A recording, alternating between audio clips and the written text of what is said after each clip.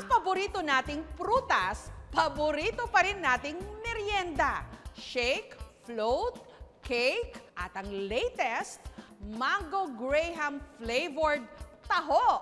Ito ang cake na hindi na kailangang i-bake. Basta meron lang mangga, crushed graham crackers at kondensada, solved! Mango graham cake na isa ring refrigerator cake. Ang kay Charmaine may special twist. Ang ginagamit niya kasi caramelized mango.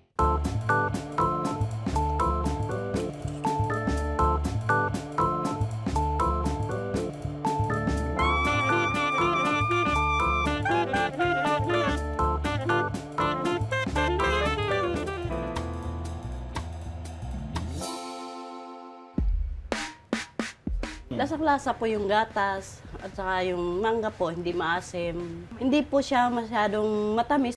Pag nalaman nila mango graham, talagang i-crave nila. Kumbaga naging tradisyon na siya sa atin sa Pinas. Kung sa alula may adobo, sa desserts may mango graham. Sa nakalipas na mga buwan, ang kombinasyon ng mango at graham, nag-iba-iba na ang forma.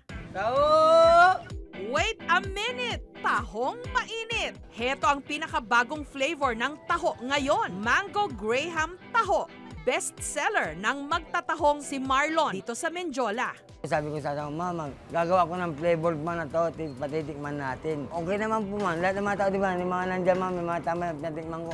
Ang sarap ng tao mo, tuloy-tuloy mo yan.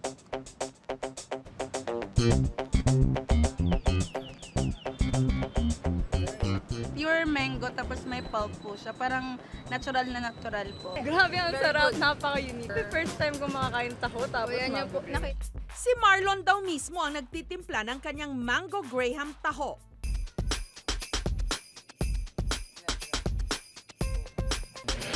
Huwag niyo po i-blend po, Maggie, para malasahan po natin yung mangga. Dapat po may mamumo pong konti. Paralisado na ang kaliwang bahagi ng katawan ni Marlon matapos niyang ma-stroke taong 2013. Unang timba ko, ma'am, piniram na may-ari. Yung pala, pag magtataw ka, ito po, ikaw pala bibili po niya, ma'am. Kaya sabi ko sa asawa ko, Ma, mangutang ka nga. Para makabili ako ito kasi, ma'am, ito ma'am, 1.7 po yan. Napakahirap po talaga. Sabi ko, paano ba naman to? Hanggang nitong Enero, naisipan niyang magbenta ng taho para kumita. Araw-araw niyang binabaybay ang daan mula Caloocan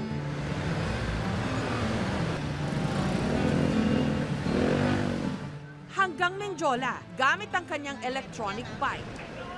Ordinaryong taho lang ang itinitinda ni Marlon noon, pero mas kumita raw siya nung hinaluan niya ito ng iba't ibang flavor. Estudyante po din sa akin mang kumuha ng picture dyan eh.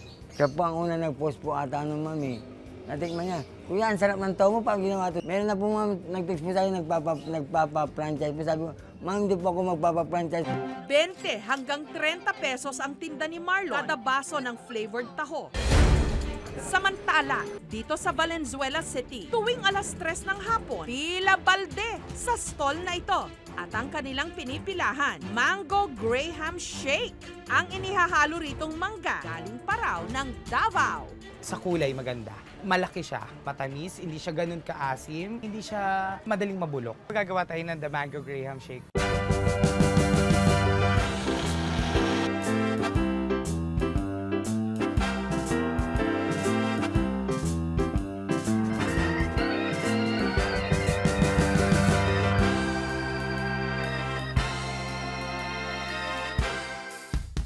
Masarap siya talagang lasang mangga. Masarap po, tapos hindi overpowering yung tamis niya. Cheaper po kasi siya, lalo na sa amin mga estudyante. Mula sa 2,000 pisong puhunan ni Darren, kumikita na siya ngayon ng 15 to 20,000 pesos kada araw. Tiba-tiba! Before kasi hindi ako naniniwala sa mga social media na parang before na pag may mga nagtitinda, naririnig ko na nag-start lang for that amount. Nakita namin on the first day, ang shares and likes namin sa Facebook nasa thousands na. Sa loob ng 3 buwan, meron na silang 7 branches at 23 units sa Luzon, Visayas at Mindanao.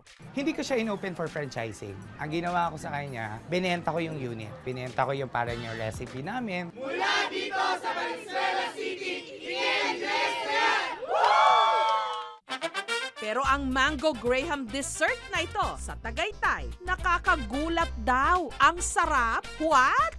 Ang mga sangkap nito, mangga, graham, at ang sarili nilang recipe ng vanilla ice cream. Ipapakita namin ngayon kung paano ginagawa yung mango gulat, mango graham ice cream float.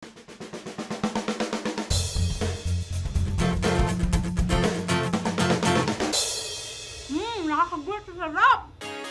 Masarap siya. Hindi po siya yung typical na natikman kong mango graham float. Ang presyo depende sa gulat level, 75 pesos para sa mini gulat, 100 pesos sa mango gulat, at 150 para sa bulat na gulat. Ang hugot daw ng mag-asawang Diane at Jairo sa kanilang negosyo, ang alaga nilang Siberian Husky na si Maine, na anak na raw kung kanilang ituring.